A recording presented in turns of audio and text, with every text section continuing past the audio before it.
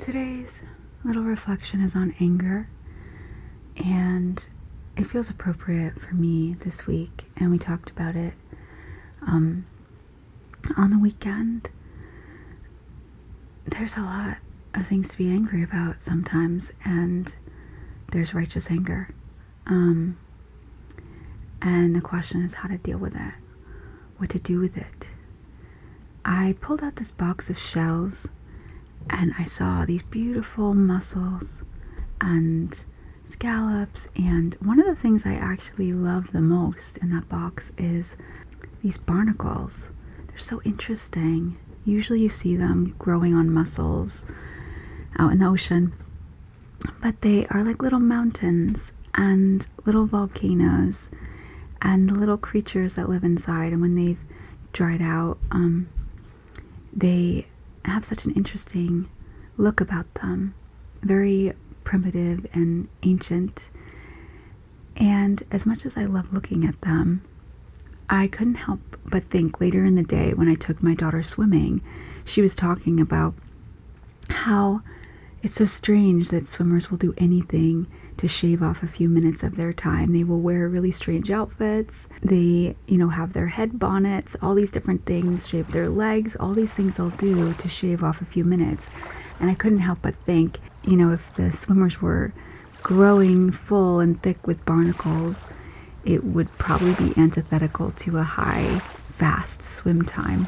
Yet, that's sort of what happens when I end up carrying calcification on the inside of my heart, vengeance and bitterness growing up like barnacles. And it says in the scripture, in your anger, do not sin.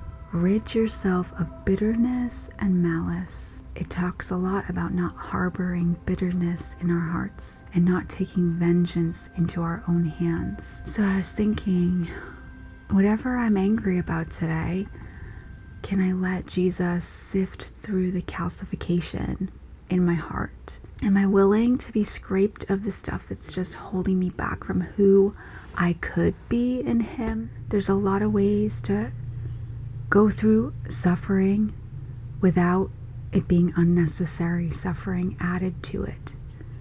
The unnecessary suffering of bitterness, resentment towards other people or towards God. It just means we're being obedient. We're kind of freeing ourselves to be the fastest swimmers through the open seas for Him, and He can take us places then. So I want to swim back to the garden for a minute. Remember how that was really the first thing that the snake said. Can you really trust what God said? Well, it all crumbles and decays when we don't. We become like barnacled volcanic messes, stuck, stagnant. So let's move fast and free, trusting that if He says to let Him hold the extra stuff, that He sees it, and we can partner with Him. If you suffer for the right reasons. Swim fast. Don't let bitterness turn you into a rock of barnacles. Let Him scrape off the extra stuff today so you can be free, truly free.